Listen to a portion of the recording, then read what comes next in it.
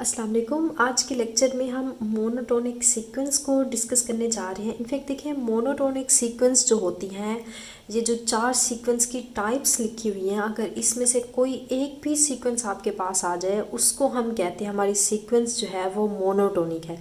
Means के monotonic sequence एक ऐसी सीक्वेंस होती है जो कि स्ट्रिक्टली इंक्रीज कर रही हो या स्ट्रिक्टली डिक्रीज कर रही हो, तो उसको हम मोनोटोनिक कहते हैं। या इनफैक्ट मोनोटोनिकली इंक्रीजिंग या जस्ट इंक्रीजिंग सीक्वेंस हो, या मोनोटोनिकली डिक्रीजिंग या जस्ट डिक्रीजिंग सीक्वेंस हो, तो ऐसी सीक्वेंस को हम मोनोटोनिक सीक्वेंस कहते हैं। मीन्स कि ऐसी सीक्वेंस को हम मोनोटोनिक कभी भी नहीं बोल सकते जो कि कभी इंक्रीज हो रही होगी, कभी डिक्रीज हो रही होगी, कभी कांस्टेंट। तो ऐसी बिहेवियर सीक्वेंस में अगर ऐसा बिहेवियर हमें नज़र आ जाए तो उसको हम मोनोटोनिक नहीं कहते। तो देखिए, सबसे पहले हम यहाँ पे देख लेते हैं कि स्ट्रिक्टली, आप देखिए इन चारों टाइप्स को बहुत अच्छे से देखेंगे। मोस्टली स्टूडेंट भी इसमें कंफ्यूज होते हैं कि स्ट्रिक्टली इंक्रीजिंग, जस्ट इंक्रीजिंग आ जाए, मोनोटोनिकली इंक्रीजिंग सीक्वेंस आ जाए, इन सब का डिफरेंस क्या होता है। इनफैक्ट इसमें माइनर सा डिफरेंस है, वो डिफरेंस बेसिकली आज हम डिस्कस करने जा रहे हैं। इंशाल्लाह ये लेक्चर देखने के बाद आपका कोई भी यहाँ पे मोनोटोनिक सीक्वेंस के हवाले से क्वेश्चन नहीं रहेगा। तो चलिए आज का अपना लेक्चर स्टार्ट कर लेते हैं। बिस्मिल्लाहिर्रहमानिर्रहीम। सबसे पहले देखें स्ट्रिक्टली इंक्रीजिंग सीक्वेंस क्या होती है। कि देखिए, जैसे कि नेम से हमें पता चल रहा है कि ऐसी सीक्वेंस जिसके अंदर हर अगली टर्म पिछली टर्म से ग्रेटर हो। कि जैसे फॉर एग्जांपल यहाँ पे मैं अगर नेचुरल नंबर की बात करूँ, देखिए 1 है, 1 से अगला नंबर अगर हम लें वो 2 होता है, 2 से अगला 3 होता है, 3 से अगला 4 होता है, एंड सो ऑन। तो देखिए हर नंबर पिछले नंबर से ग्रेटर आ रहा है। कि अगर मैं इसको x1 का नेम दे दूँ, इसको x2 का दूँ, ये x3 का दे दूँ, ये x4 एंड सो ऑन, तो यहाँ से हम ऑब्जर्व कर सकते हैं कि जो हमारा x1 है वो स्ट्रिक्टली लेस है x2 से। सेम जो x2 है वो स्ट्रिक्टली लेस है हमारा x3 से, x3 जो है स्ट्रिक्टली लेस है x4 से, एंड सो ऑन। अब इन जनरल अगर मैं इस टर्म को राइट करूँ तो मतलब इसका क्या है कि अगर मैं xn लेती हूँ और दूसरा मैं यहाँ पे xn+1 लेती हूँ, तो ऑब्वियसली बात है यहाँ पे n है, यहाँ पे n+1 है, तो n+1 वाली टर्म हमेशा हमारी यहाँ पे ग्रेटर होगी। तो ऐसी सीक्वेंस को हम कहते हैं हमारी जो सीक्वेंस है वो स्ट्रिक्टली इंक्रीज कर रही है। तो आप देखें, अगर मैं इसको बाय ग्राफ ड्रा करूँ तो ऐसी सीक्वेंस जिसका ग्राफ कुछ इस तरह से हो, कि मीन्स के मैं कहती हूँ मेरी x1 जो है टर्म वो कुछ यहाँ पे पॉइंट उसका आ रहा है। अच्छा, अब x2 में कहती हूँ दूसरा पॉइंट मेरा यहाँ पे आ रहा है, x3 यहाँ पे आ रहा है, x4, x5, x6 and so on. तो देखिए हर टर्म यहाँ पे अगर मैं इसको ज्वाइन कर लूँ तो हर अगली टर्म जो है पिछली टर्म से हमारा ग्राफ जो है वो इंक्रीज़ कर रहा है। तो ऐसे सीक्वेंस के, ऐसे फंक्शन के ग्राफ को हम कहते हैं, हमारा जो ग्राफ है वो इनफैक्ट ये जैसे हमने वो फंक्शन पढ़े थे कि हमारा फंक्शन जो है वो स्ट्रिक्टली इंक्रीज़ कर रहा है। सेम सीक्वेंस भी तो एक फंक्शन है ना, फंक्शन की एक टाइप है, एक ऐसी टाइप है जिसकी जो डोमेन होती है सेट ऑफ नेचुरल नंबर होती है और उसकी जो रेंज होती है वो सेट ऑफ रियल नंबर होती है। सीक्वेंस भी बेसिकली एक फंक्शन ही होता है। तो एक ऐसा फंक्शन जो कि सीक्वेंस भी हो और वो स्ट्रिक्टली इंक्रीजिंग हो, तो उसको हम कहते हैं हमारा जो फंक्शन है वो सीक्वेंस तो पहले से ही है, वो स्ट्रिक्टली इंक्रीजिंग सीक्वेंस है। क्लियर होगी बात। तो अब ये हमारी है सीक्वेंस स्ट्रिक्टली इंक्रीजिंग। अच्छा, अब इसी के अंदर अगर मैं एक पॉइंट और इंक्लूड कर दूं तो वो हमारी सीक्वेंस जो हो जाएगी जस्ट इंक्रीजिंग होगी। कि अगर देखें यहाँ पे मैं यहाँ पे एडअप कर देती हूँ, कि मैं कहती हूँ कि मेरा जो यहाँ पे 3 के बाद 4 आ रहा है, देन मैं कहती हूँ 4 यहाँ पे रिपीट हो रहा है। इस सीक्वेंस के अंदर टर्म्स जो हैं वो रिपीट कर सकते हैं। मैं कहती हूँ यहाँ पे 4 आ रहा है, देन 5 है, उसके बाद 5 रिपीट कर रहा है, 6 आ रहा है, 6 रिपीट कर रहा है, 7 आ रहा है, 7 भी रिपीट कर रहा है। अब ये मेरी जो सीक्वेंस होगी, तो ये मेरी सीक्वेंस ऐसी सीक्वेंस है जो कि स्ट्रिक्टली इंक्रीज नहीं कर रही, क्योंकि 2 नंबर यहाँ पे देखिए हमारे एक जैसे हो गए, 2 नंबर्स यहाँ पे सेम हो गए हैं। तो सीक्वेंस तो हमारी यहाँ पे ये इंक्रीजिंग है, बट अब ये स्ट्रिक्टली इंक्रीजिंग नहीं है। स्ट्रिक्टली इंक्रीजिंग का मतलब हर अगली टर्म पिछली टर्म से जस्ट ग्रेटर होनी चाहिए, इक्वल नहीं होनी चाहिए। बट यहाँ पे देखिए मेरी ये टर्म्स जो हैं यहाँ पे ये इक्वल भी आ रही हैं। अगर मैं यहाँ पे इक्वल का साइन लगा दूँ कि देखें x4 के बाद मेरा जो x4 है वो यहाँ पे x5 ग्रेटर आ रहा है, नेक्स्ट x6 जो मेरा बन गया है वो इक्वल बन गया इसके। x5 और x6 टर्म जो थी ये दोनों इक्वल आ गई। अब मीन्स कि अगर इन्हीं कंडीशन के अंदर यहाँ पे मैं इक्वल का सिंबल भी लगा दूँ तो अब मेरी ये सीक्वेंस जो होगी अब ये स्ट्रिक्टली इंक्रीजिंग नहीं रही, अब ये जस्ट इंक्रीजिंग सीक्वेंस है। क्लियर होगी बात, क्योंकि देखें यहाँ पे अगर मैं इसका ग्राफ ड्रा करूँ तो ये दो टर्म्स जो हैं ये बिल्कुल सेम आ गए हैं। मीन्स कि आप देखें यहाँ पे हमारा ग्राफ जो है कांस्टेंट हो गया और अगली टर्म देन ये इंक्रीज़ हो गया, अगली टर्म यहाँ पे है, देन यहाँ पे ये ग्राफ हमारा कांस्टेंट रह गया। तो जब भी यहाँ पे ग्राफ हमारा कांस्टेंट रहेगा बट देखिए हमारी सीक्वेंस है इंक्रीजिंग, मिड में थोड़ा सा इसमें गैप ऐसा आ गया कि कांस्टेंट हमारा ग्राफ हो गया, तो ऐसी सीक्वेंस को बेसिकली हम कहते हैं जस्ट इंक्रीजिंग सीक्वेंस है, या इसका दूसरा नेम होता है मोनोटोनिकली इंक्रीजिंग। अब यहाँ पे आपको मसला नहीं होगा कि इंक्रीजिंग सीक्वेंस और मोनोटोनिकली इंक्रीजिंग सीक्वेंस का सेम मतलब होता है, कि जो हमने यहाँ पे अब ये सीक्वेंस राइट की है ये इंक्रीजिंग सीक्वेंस है, स्ट्रिक्टली इंक्रीजिंग नहीं है, क्योंकि इसमें दरमियान में जो टर्म्स हमारी आ रही हैं वो रिपीट कर रही हैं। हाँ, ये स्ट्रिक्टली इंक्रीजिंग सीक्वेंस नहीं है बल्कि अब ये मोनोटोनिकली इंक्रीजिंग सीक्वेंस हो गया। मोनोटोनिकली इंक्रीजिंग या जस्ट इंक्रीजिंग सीक्वेंस का सेम मतलब होता है, इन दोनों में कोई भी डिफरेंस नहीं होता। तो इसलिए यहाँ पे यही लिखा हुआ आपको नज़र आएगा कि जस्ट इंक्रीजिंग सीक्वेंस लिख लें या उसको आप मोनोटोनिकली इंक्रीजिंग सीक्वेंस लिख लें तो सेम ही बात होती है। क्लियर होगी बात। अब हमने इंक्रीजिंग सीक्वेंस की इनफैक्ट यहाँ पे एग्जांपल भी देख ली कि देखें एक ऐसी सीक्वेंस जैसे कि फॉर एग्जांपल मैं यहाँ पे बोलूँ 0 है, उसके बाद 1 आ रहा है, देन 1 रिपीट कर गया, उसके बाद मैं कहती हूँ 5 आ रहा है, देन 5 आ रहा है, देन 5 3 बार रिपीट करे, ये भी एक सीक्वेंस है। देन उसके बाद मैं कहती हूँ 7 आ गया, 7 भी यहाँ पे 3 टाइम रिपीट करे। आप देखिए नंबर इंक्रीज तो हो रहे हैं बट मिड में जो नंबर्स हैं वो इक्वल भी आ रहे हैं, तो इसलिए यहाँ पे देखें आपकी इक्वल की कंडीशन लगी हुई है कि कोई सी मैं दो टर्म्स उठाऊं या तो वो लेस होगी, जैसे मैं xn और xn+1 यहाँ से लेती हूँ, या तो वो वहाँ पे लेस हो जाएंगी, xn जो होगा वो लेस होगा। अगर हर टर्म के अंदर वो लेस ही आ रहा है तो वो स्ट्रिक्टली इंक्रीजिंग हो जाएगी। अगर कहीं ना कहीं पे कोई नंबर आपका इक्वल की कंडीशन को भी सेटिस्फाई कर जाता है तो ऐसी सीक्वेंस को हम कहते हैं हमारी सीक्वेंस है वो इंक्रीजिंग है, या उसको आप मोनोटोनिकली इंक्रीजिंग सीक्वेंस बोल दें तो बात एक ही होगी। तो अब हमने यहाँ पे एग्जांपल्स भी देख ली कि देखिए हमने स्ट्रिक्टली इंक्रीजिंग की एग्जांपल देखी। कोई भी आप एग्जांपल ऐसी ले लें कि हर अगली टर्म पिछली टर्म से ग्रेटर, स्ट्रिक्टली ग्रेटर होनी चाहिए, 1 2 3 4 5 एंड सो ऑन। जैसे हमने ये सीक्वेंस ली, ये हमारी स्ट्रिक्टली इंक्रीज कर रही है। अगर इसी सीक्वेंस को मैं ऐसे लिख लूँ 1 1 हो रहा है, देन 2 भी रिपीट कर रहा है, उसके बाद 3 भी रिपीट कर रहा है, 4 भी रिपीट कर रहा है, यहाँ पे 5 भी रिपीट कर रहा है, तो ये जो सीक्वेंस आपके पास बनेगी अब ये इंक्रीजिंग, जस्ट इंक्रीजिंग है, स्ट्रिक्टली इंक्रीजिंग नहीं है, या इसको आप मोनोटोनिकली इंक्रीजिंग सीक्वेंस बोल दें तो बात एक ही होगी।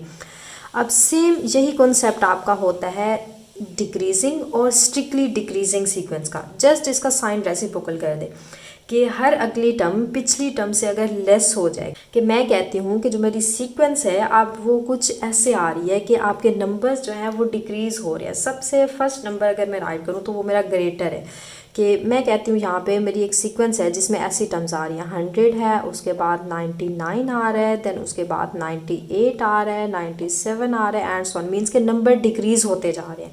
मतलब कि अगर मैं इसको x1 का नेम दे दूँ तो मेरा x1 जो है वो यहाँ पे ग्रेटर हो रहा है, इसको x2 का नेम दे x2 से, एंड सेम x2 यहाँ पे x3 से यहाँ पे ग्रेटर हो रहा है। टर्म्स जो है वो लेस होती जा रही हैं, कि देखें x3 जो है वो लेस हो रहा है x2 से, टर्म्स हमारी डिक्रीज कर रही हैं। और स्ट्रिक्टली डिक्रीजिंग सीक्वेंस ये क्यों है, क्योंकि देखें हर अगली टर्म पिछली टर्म से डिक्रीज होती जा रही है। मीन्स कि अगर मैं इसको इन जनरल राइट करूँ तो मेरा जो xn है वो यहाँ पे स्ट्रिक्टली लेस है xn+1 से। तो सेम अब ये हमारी जो सीक्वेंस लिखी हुई है ये स्ट्रिक्टली डिक्रीजिंग सीक्वेंस है। बट अगर इसी में थोड़ा सा मैं चेंज कर दूं, बट उससे पहले देखें बाय ग्राफ अगर इसको हम यहाँ पे ड्रा करें, ग्राफ का देखिए आपको आइडिया होगा, हमने कैलकुलस में बहुत अच्छे से किया हुआ है कि ग्राफ को हमेशा हम लेफ्ट से राइट की तरफ देखते हैं। कि देखिए अब इसका ग्राफ कुछ ऐसे होगा कि मेरी सीक्वेंस का पॉइंट है यहाँ पे आ रहा है और नेक्स्ट पॉइंट यहाँ पे आ रहा है, नेक्स्ट इधर आ रहा है, नेक्स्ट ये देखिए टर्म हमारी डिक्रीज होती जा रही है। तो अब ये जो मेरी सीक्वेंस है बेसिकली ये मेरी डिक्रीजिंग सीक्वेंस है। अब देखें यहाँ पे स्टूडेंट ऐसे भी कह देते हैं कि यहाँ पे अगर मैं हम ऐसे इसको देखें तो ये इंक्रीज कर रही है। ग्राफ में चेक करने का मेथड ये होता है आप हमेशा लेफ़्ट से राइट की तरफ ग्राफ को देखते हैं। आप देखिए बेसिकली हमारा ग्राफ ये ऐसे बन गया, तो लेफ़्ट से अगर राइट की तरफ मूव करें तो देखिए ग्राफ हमारा नीचे जा रहा है, तो ग्राफ मतलब डिक्रीज़ हो रहा है। और जो हमने पहले देखा था उसमें हमारा ग्राफ जो था वो कुछ ऐसे था कि टर्म हमारी इंक्रीज़ कर रही थी, हमारा ग्राफ कुछ ऐसे बन रहा था रेड कलर में। तो अब ये देखें लेफ़्ट से राइट अगर इसको देखें तो ग्राफ आपका इंक्रीज़ कर रहा है, हर टर्म अगली टर्म से बड़ी हो रही है, इंक्रीज़ हो रहा है, तो ये स्ट्रिक्टली इंक्रीजिंग का था। और अब ये जो ब्लैक कलर में मैंने ड्रा किया है ग्राफ नीचे जा रहा है, लेफ़्ट से राइट आप देखें तो ग्राफ नीचे जा रहा है, ग्राफ डिक्रीज़ हो रहा है, तो अब ये स्ट्रिक्टली डिक्रीजिंग सीक्वेंस होगी। क्लियर होगी बात।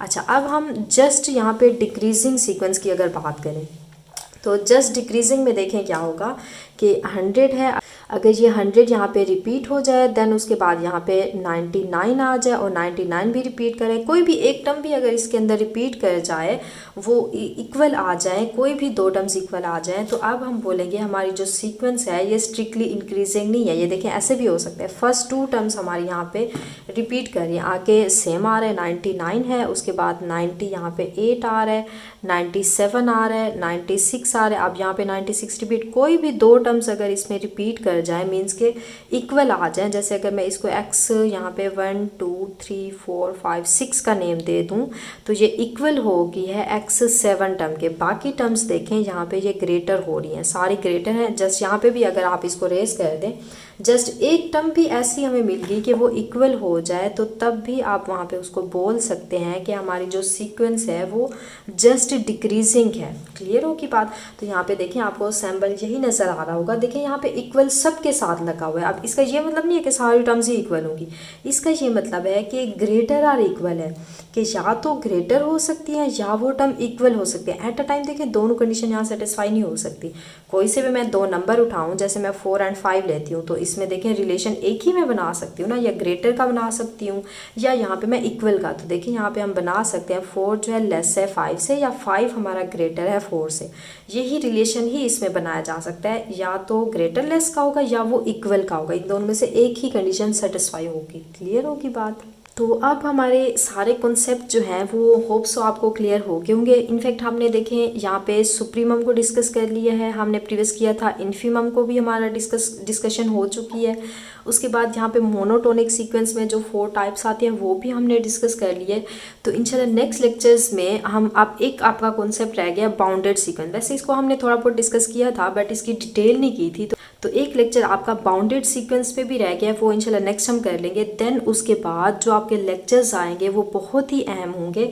इनफैक्ट वहाँ पे हम बहुत सारी एग्जांपल्स को देखेंगे, हम वहाँ पे सीक्वेंस को पिक करेंगे और उन सीक्वेंस को हम सोल्व करेंगे। हर सीक्वेंस का हम वहाँ पे सुप्रीमम बताएंगे, हर सीक्वेंस का इन्फीमम बताएंगे। हम देखेंगे क्या इसके upper bound lower bound exist करते हैं, क्या हमारी जो सीक्वेंस है वो बाउंडेड है कि नहीं है, और हमारी सीक्वेंस मोनोटोनिक उसको चेक करेंगे, क्या ये स्ट्रिक्टली इंक्रीज कर रही है, जस्ट इंक्रीजिंग है, डिक्रीजिंग है, या जस्ट डिक्रीजिंग, स्ट्रिक्टली डिक्रीज। ये सारा कॉन्सेप्ट एक ही एग्जाम्पल पे हम इंशाल्लाह अप्लाई करेंगे। देन उसके बाद बाउंडेडनेस को भी उसकी चेक करेंगे। बट उससे पहले हमारा एक टॉपिक रह गया है बाउंडेड सीक्वेंस का, इंशाल्लाह वो हम डिस्कस कर लेंगे, फिर हम एग्जांपल्स पे आएंगे। कि देखिए आप एक एग्जांपल हम यहाँ पे कर लेते हैं, इनफैक्ट टाइम भी है कि देखिए एक अगर मैं एग्जांपल यहाँ पे ले लूँ सीक्वेंस की, कि वेल नोन एग्जांपल है, ये हमने प्रीवियस डिस्कस की हुई है कि एक्स एन इक्वल है 1/n के। अच्छा, तो अब हमें सीक्वेंस का पता होता है कि सीक्वेंस में हमेशा हम n को कहाँ से लेते हैं, सेट ऑफ नेचुरल नंबर। हमारी जो डोमेन होती है वो सेट ऑफ नेचुरल नंबर होते हैं। अब हम यहाँ पे बताना चाह रहे हैं कि हमारी ये सीक्वेंस कैसी है, मोनोटोनिक है। अगर मोनोटोनिक है तो कौन सी टाइप की है, स्ट्रिक्टली इंक्रीज है, मोनोटोनिकली इंक्रीजिंग है, स्ट्रिक्टली डिक्रीजिंग है, या डिक्रीजिंग आ रही है। तो उसको चेक करने के लिए देखिए यहाँ पे आप टर्म्स को पुट कर दें। इनफैक्ट हर टाइम हम पुट नहीं करेंगे, ये तो जस्ट सिंपल एग्जांपल है। इंशाल्लाह नेक्स्ट जो हम डिस्कस करेंगे उसमें कुछ मेथड्स भी हम सीखेंगे कि स्ट्रिक्टली इंक्रीजिंग डिक्रीजिंग हम चेक कैसे करते हैं।